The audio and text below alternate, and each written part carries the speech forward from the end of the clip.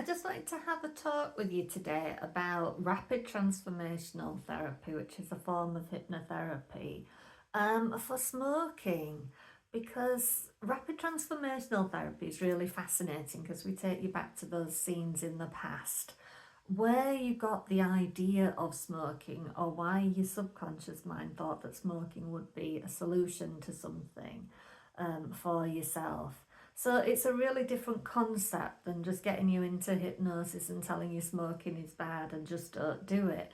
But what the beauty of it is that as well as treating you smoking, we also treat your whole emotional backstory as well, and those feelings that happened back in those days. Because through experience of treating people this way and regressing them to scenes from the past where smoking became a factor, I mean, for one thing, often smoking doesn't really come up. You might think, oh, it's that time when I was 10, 11, 12 years old when I was in the school bathroom and so was smoking and it looked like a good idea, or they looked so cool doing it. It's often something different entirely.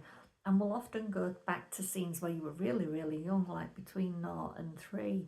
And what it can be, and bear in mind, sometimes these things are really big trauma. It's like abuse, emotional neglect, not having family support, not having even peers maybe that you can go to. Sometimes I've had clients in a chair and they've got really quite emotional about some of these reasons. They're really deep rooted.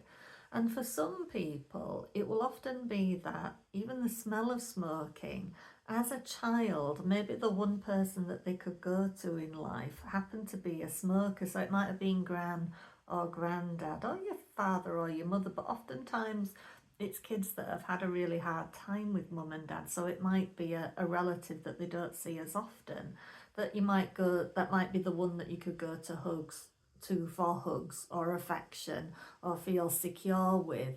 But the byproduct of that was that you sat in this cocoon of smoke because they were a smoker. And even as you were registering as a child that that smell was really unpleasant and you didn't really like it, you were also starting to associate it with love and the feeling of being secure. So it gets tied up with that feeling, and it does become like a bonding thing, especially when it's somebody that you like, that you have a certain feeling about, that you might want to emulate in some way. A part of emulating them would be to smoke like them as well. And it will often sometimes be that thing of maybe you didn't have friends or much of a social circle and you did look up to somebody that had the cool clothes or whatever and happened to be a smoker. And again, you might have had that thing of wanting to emulate their life. And often it's a case, of course, that you've seen that mum and dad smoke like that, and it seems to be some kind of coping mechanism, or that you see them taking that first drag and it seems to solve all problems in life. So somewhere along the line you got embedded this belief that if you have a problem in life, then smoking is the solution. But it's also often this thing of it filling up a gap. People with addictions, they often really beat themselves up because they know the damage that they're doing to themselves, but they can't seem to stop. And that's really entirely frustrating. And you beat yourself up in all kinds of different ways. But what that addiction is soothing is often like a hole inside.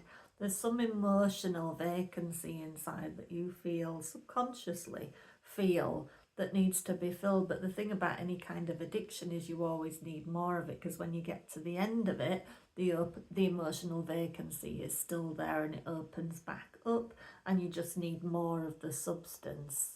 And that's what happens. That's why it's very, very hard to consciously break these patterns, because you're not dealing with the emotional stuff locked in your subconscious mind. A subconscious belief will always be a conscious action, if you like, or it always will in the long term. You can sustain a conscious willpower effort for the short term, but not so much for the long term. It gets really, really hard, because once that first big main stressor comes back into your life, then you're likely to go back to that habit unless you've dealt with the underlying emotional things. And as I say, it can be really big things. It can be that home was a really insecure place, that your parents, maybe both of them, or mum or dad, whichever one it was, weren't very secure people to be around.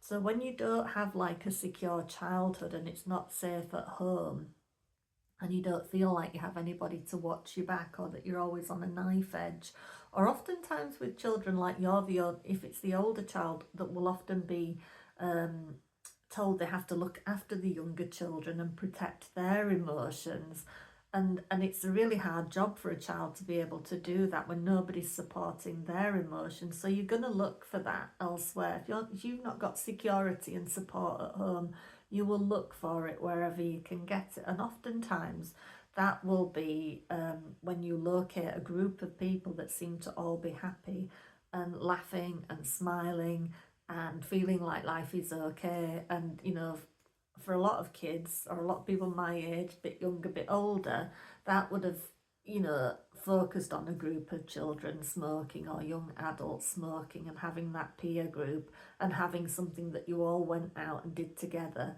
and that was a bonding thing and also a belonging thing. If you were all doing it, then you were a part of something, you belonged, you felt secure, you had that because a lot of these things hark back to your tribal days, where if you were on the outskirts, or if you weren't supported by a family group or a tribal group, you really were in fear of your life. Rejection is one of our biggest things in life. So if we've not got support at home, we need it elsewhere. We need to find it somewhere. And that's how people can fall into things like drugs, like alcohol, like your cigarette smoking, is you will look for it somewhere. Something has to fill that up, something has to give you that support, and we will often find it in a substance.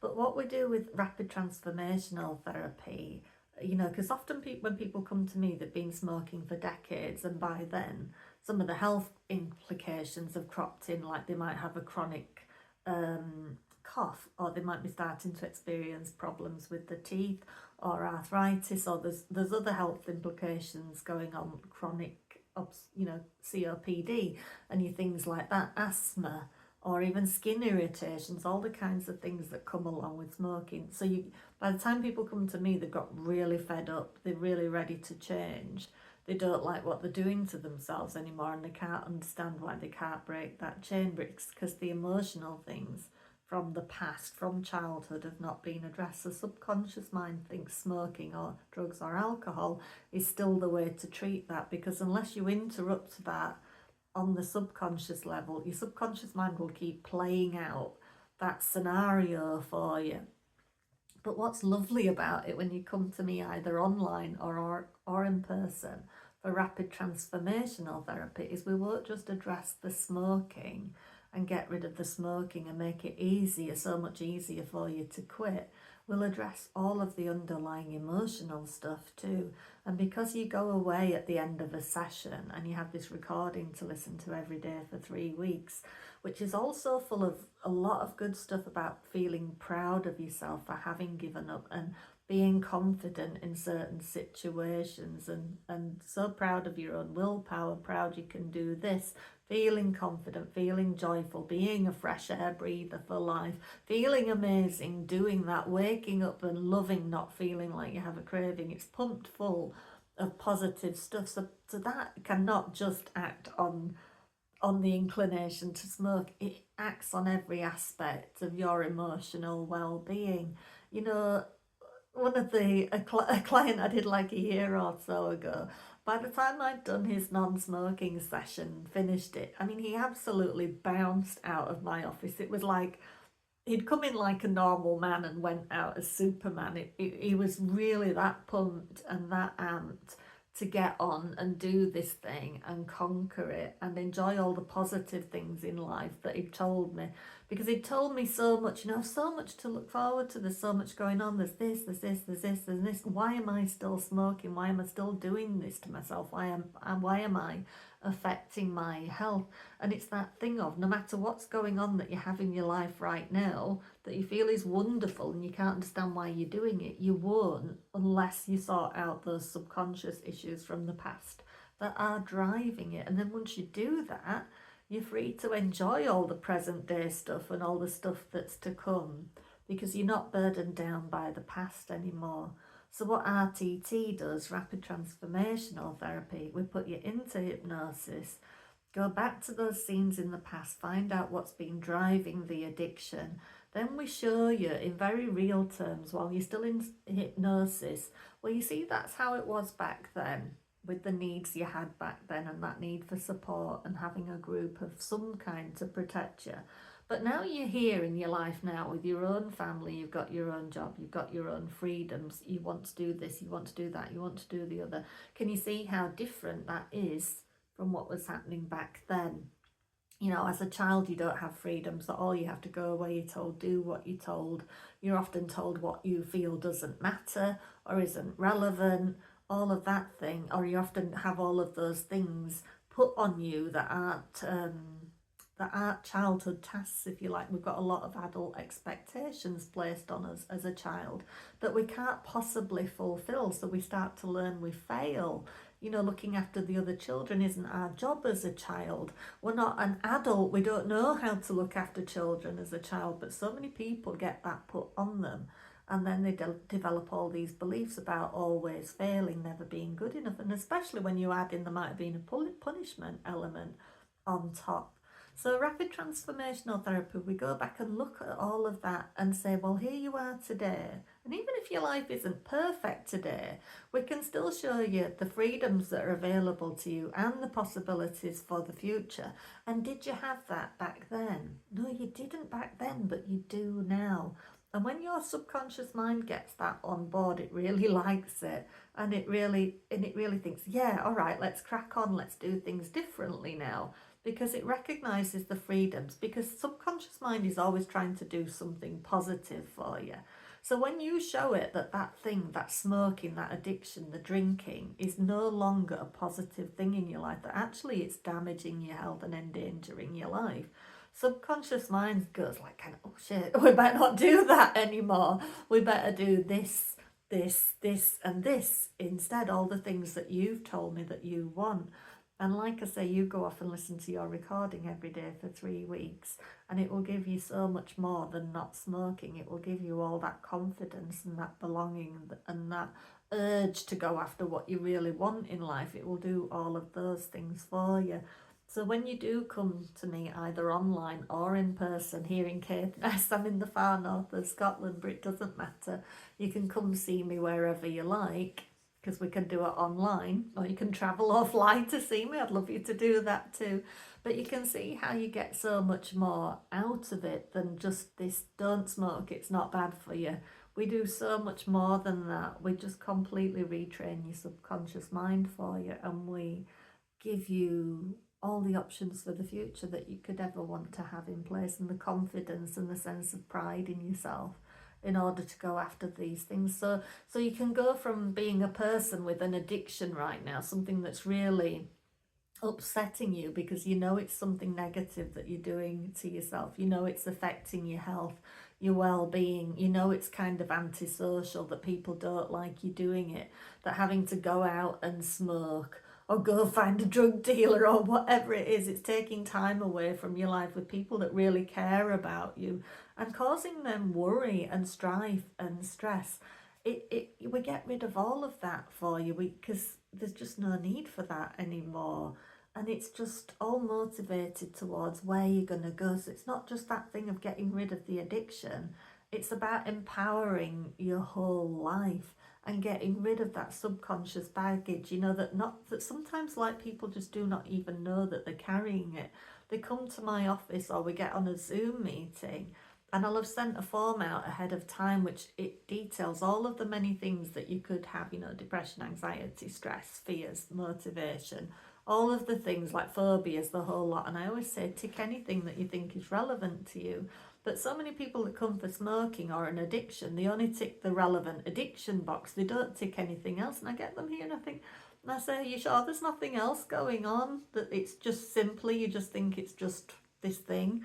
And as soon as we get you into hypnosis, obviously all of the other stuff comes out and we really find out what the real story is. So you think it's this simple conscious-minded thinking that you, in your stupidity as you think of it, is doing to yourself, and it's not that at all. It's a deep subconscious need to protect yourself, or maybe nurture yourself, or give yourself comfort, or find that security that you don't get at home with a group of other people who are all doing the same thing. You find that tribe of your own that you think is going to support you. And all we need to show your subconscious mind is that that was needed back then. You needed it back then because there were no other options available to you, but you don't need it now in your life as you are today with the needs that you have going forward.